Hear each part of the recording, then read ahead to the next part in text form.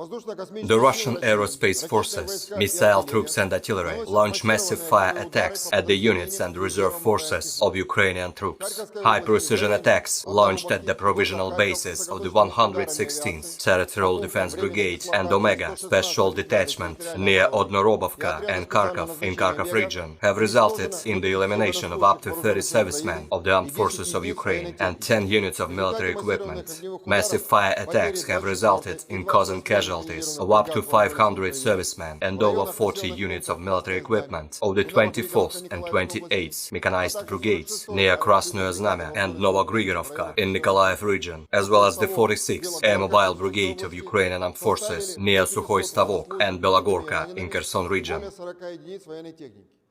Within unsuccessful operation of the 10th Mountain Assault Brigade of Ukrainian Armed Forces near Spornoye in Donetsk People's Republic, the formation has lost over 80 Ukrainian servicemen dead, 8 armored vehicles and 5 pickups.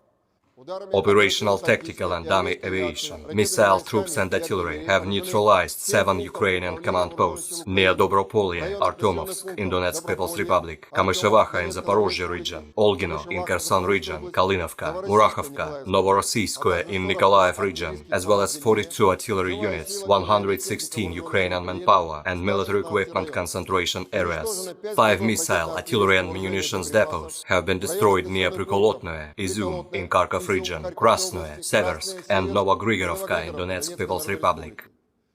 Air defense facilities have shut down 12 Ukrainian unmanned aerial vehicles near Snigirovka and Ternovye Pody in Nikolaev region, Zemlyanki, Kamenka, Novopetrukovka, Kirillovka, Nikolaevka, Staromlinovka in Donetsk People's Republic, Maxim Gorky, Petikatki and Chkalovo in Kherson region, as well as near Smeloye in Zaporozhye region. Moreover, 2